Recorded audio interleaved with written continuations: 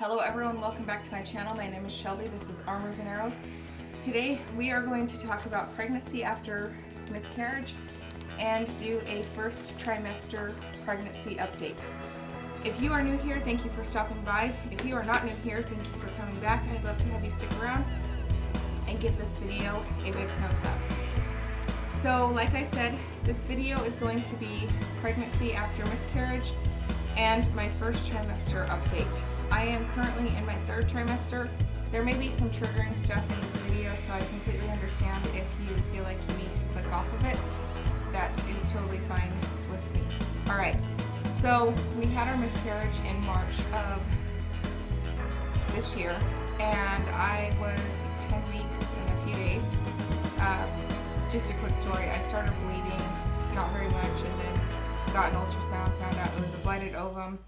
Anyways, I have that entire story up for you. It was one of the last few videos that I put up. So we found out that we were pregnant and I was excited. I texted my midwife and I went and did blood work a couple different times and my numbers were rising pretty good. I decided to get these progesterone drops.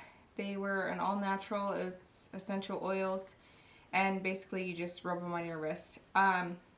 I am not suggesting that to you. I'm just telling you that's what I did from ovulation until through my first trimester, part of the way through my first trimester. I felt like my symptoms were really enhanced for pregnancy. It was kind of weird, but then I also felt like I had just more mood swings on that progesterone cream. I don't know. And so I noticed I started forgetting to use it, and I would use it and then those more mood swings would come back and whatnot, and I'd forget to use it. I should have probably really set an alarm on my phone. Everything went well in the first trimester, well, I guess as well as it could be. I felt nauseous. I don't ever remember throwing up in the first trimester, actually. I think I've thrown up more later in pregnancy than I have in the first trimester. So one of the things that I knew baby could not tolerate, or I just thought maybe it was a first trimester thing, was Cheerios, and apparently this child does not like Cheerios at all because I'd get super sick. Actually, I did throw up once in the first trimester. It was shortly after eating Cheerios, and I was like, never again, I'm never eating these again. But I was tired and I just felt nauseous a lot and nothing really sounded good. I wanted a lot of iron and protein food. I wanted a lot of burgers or chicken sandwiches or chicken salad. It was kind of strange. I wanted a mixture of both. So that was just telling me that my body needed more of those nutrients. So I would just, take those. I would eat the, the things that my body was craving. Taking supplements was a little difficult because I just wanted to gag them up and throw them up. So that was difficult. But, I mean, it passed and I moved on. So that's how I felt pregnancy-wise. But let's talk about emotionally. Never experienced a miscarriage for one, and then let alone a pregnancy after miscarriage. So there were some things that, like one time I woke up with really intense cramping, and before my miscarriage I had cramped pretty bad, and so I called my midwife and she's like, oh, I'm sure you're fine, it's just implantation. And I was like, but didn't that happen? And she's like, well, the baby can implant more into your uterus, which I didn't realize, I guess. I didn't think about too much. I don't know. So I just felt really nervous the first trimester and just really down and blah. Like, what if this happens again? What can I do to prevent it?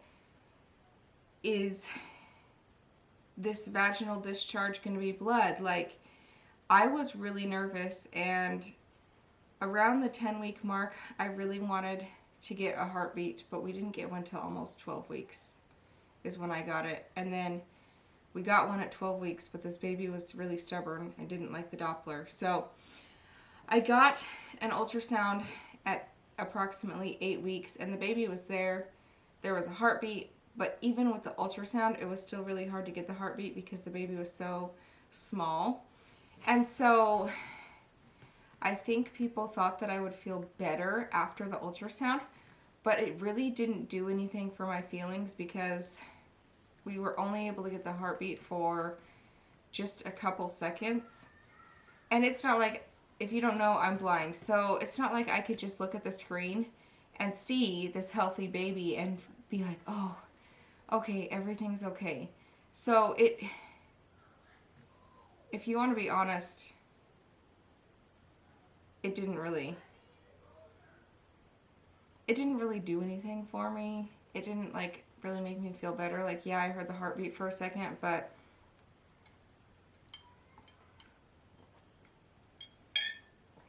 it really didn't do anything for me, I guess you could say. And that nervousness, anxiousness, whatever you want to call it, just blah feeling, that actually stayed with me till like 16, maybe even 20 weeks. It was kind of difficult because I wasn't expecting to feel that down. I wanted to be excited. I wanted to be excited for this baby, but it was almost like a depression, but not. I don't even know exactly how to explain it, but it was almost some type of like weird depression thing that I wasn't expecting to have for that long or to really even feel that way. So if you've had a miscarriage and then you're pregnant after a miscarriage, like, just know that you're not alone and it's okay to feel that way. I thought I was kind of crazy. Some days I would just want to like lay there and not do anything, just blah feeling, which really kind of sucked, honestly. I wasn't a fan of feeling that way, and I was just like, ugh, okay. So that's kind of how the first trimester went, and a little bit into the second trimester. You know, I feel more excited and I'm not really in that funk, but those updates will come in future videos. And also, like I said, I was in that funk, and I just didn't want to really talk to very many people. I didn't want to make videos. I kind of felt embarrassed for feeling so down, and like I was weak or something for feeling so down, but I guess it's normal. So if you are feeling down or alone after a miscarriage, just know that you are not alone, because that's kind of how I felt. And reach out to somebody if you need to. I would talk to my midwife about it some. I would talk to my husband about it some. And just, you know, reach out to somebody if you need to.